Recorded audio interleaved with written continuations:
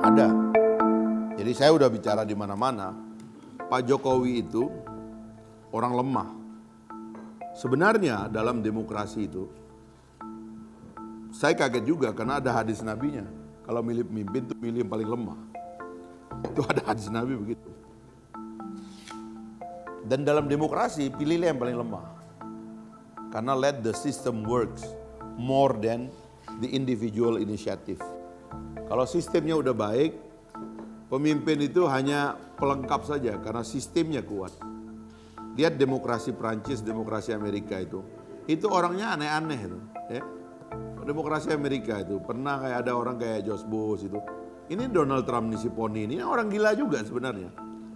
Ya kan? Tapi karena sistemnya kuat, parlemennya itu bisa ngunci macam-macam government shutdown, ditutup pemerintahnya. Bengong Donald Trump, kompromi.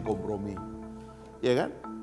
Tapi dia menikmati kalau pemimpinnya itu lemah kayak Obama gitu. Sistemnya jalan. Tapi kalau ada orang kayak gila kayak Donald Trump terlalu kuat, dikunci. Nah itu demokrasi. Nah, Pak Jokowi ini demokrasi, pemimpin lemah dalam sistem yang tidak sempurna. Itu yang saya bilang, kalau dulu ada tiran itu berinisiatif. Lakukan ini, hadang ini, bila perlu bunuh ini rakyat ini segala macam. Itu melampaui sistem. Dan kita pernah punya pemimpin berkali-kali melampaui sistem. Pak Jokowi, jangankan mau melampaui sistem, dia membiarkan oportunisme di sekitar kekuasaan itu pesta pora. Itu kelemahan Jokowi. Sehingga kalau kita betul-betul mau menelisik begitu ya, bagaimana cara pemerintahan ini bertindak tidak benar gitu. Tengok saja pada absennya presiden pada semua tindakan atau semua politik yang benar. Ada orang jutaan datang demo ke istana, presiden dinasihati supaya tidak ketemu dengan orang itu. Mana ada proses agregasi perasaan publik sebesar itu dihindari. Di seluruh dunia itu nggak pernah ada. Hanya ada di Indonesia. Alasannya itu katanya ninjau rel kereta di bendara. Nggak masuk akal, itu orang jutaan kok. Anda tinggal datang, Anda peluk dia, apa yang kau masalahkan kawan? Ya, oh iya kami nggak suka, mau. Oke nanti gue beresin. Kita bilang polisi, kau jangan main-main. Itu orang marah jutaan. Ya kan? Sudah saya katakan sama polisi itu. Gitu kan harusnya. Dia kabur. Jadi itu kekosongannya dan tidak mengertinya dia ini dipakai oleh orang untuk membuat dia bertindak salah. Jadi ideologi terluka gara-gara Jokowi ini. Gak pernah 10 tahun zaman Pak SBY kita bertengkar kayak begini. Ya kan tiba-tiba saya Pancasila kamu bukan tuh dari mana itu? Ya kan? Kemudian politik diadu domba kok. Ya kan? Partai politik dipecah, ya kan?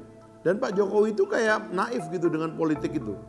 Orang itu suka-suka sendiri-sendiri, ya kan? Dilepas dan si ini ditahan. Agung Laksono hampir dia merampas dari Abu Rizal. Saya waktu itu pimpinan KMP. Saya tahu bagaimana cara mereka mau ngerampas itu. Saya jaga sebagai KMP waktu itu. Jan Farid dirampas, ya kan? Hilang tuh dari tangannya Jan Farid. Itu politik apa kayak begitu? Politik adu domba. Ekonomi Anda lihat sekarang. Gubernur BI-nya udah menangis tuh. Datang ke DPR beberapa hari yang lalu, dia masih anteng tuh, ya kan? Dia bilang, wah ini off the record Pak ya katanya gitu. Baru 20 miliar dolar katanya. Sekarang udah berdarah-darah, 300 triliun tuh. Orang TKW kerja nangis-nangis di luar negeri itu, devisa kita angus tuh. Pakai untuk nutupin kelakuan pemerintahan ini karena nggak bisa menjaga wibawa dolar kita gitu. Ekonomi berantakan. Kesejahteraan, coba lihat orang. Mana ada orang mati kelaparan di Indonesia? Coba bayangin Indonesia, mati kelaparan orang. Busung lapar ada, karena busung lapar itu kultur kadang-kadang. Orang tuh salah makan, ya kan. Anak masih kecil, dikasih makan pisang gitu kan. Ya kacau lah anak itu gitu. Enggak dikasih air minum susu dan sebagainya. Itu busung lapar. Tapi orang mati, nah itu kan belum pernah dengar saya. Nah itu kayak gitu-gitu itu. Ini mismanagement. Sekarang apa kok masih bisa tepuk tangan? Karena pikirannya kita nganggap kalau presiden udah pakai helm, kemudian pakai jaket itu, security itu, gunting pita sana kemari, kita anggap dia kerja. Itu bukan kerjanya presiden. Kerjanya presiden itu adalah presidensial.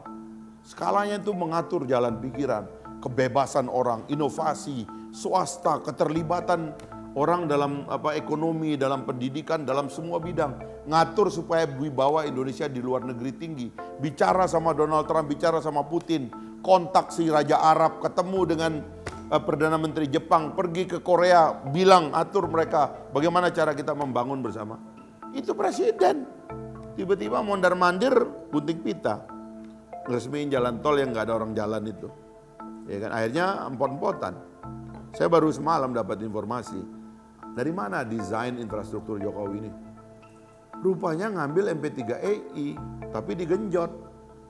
MP3EI itu di zaman Pak SBY, itu kan saya tanya itu orang PU yang bilang ke saya, Pak itu MP3EI Pak. Loh kok, ini ya itu memang nggak ada desainnya. Begitu Pak Jokowi, politik nggak bisa, ideologi salah. Ya, bus ini mentok, dia lihat. Ini ada sohib saya ini, Menteri PU nih. Ya kita bikin jalan aja yuk, ini nggak repot di sini. Ayo bikin jalan. Dia ambil MP3I, gunting pita sana kemari. Di tengah jalan bleeding. BUMN berutang lebih besar dari utang yang pernah ada sepanjang sejarah. Lebih besar daripada utang pemerintah. Utang pemerintah juga tinggi. BUMN sudah mau dijual. Katanya mau mengalahkan Petronas untuk Pertamina. Pertaminanya bangkrut. Kenapa kemarin anak-anak tuh demo? Cadangan waktu dia masuk ke sini 6 miliar dolar, sekarang tinggal 1 miliar dolar. Pertamina bangkrut loh sebentar lagi kalau nggak disuntik. Ya jangan diambil alih asing tuh Pertamina. Apa nih gitu? Kita mau tepuk tangan apa? Itu yang saya bingung. Ini karena belum aja kan, ini udah 4.600 nih. Tok tok tok. Begitu 15.000, 6.000 jatuh nih bos.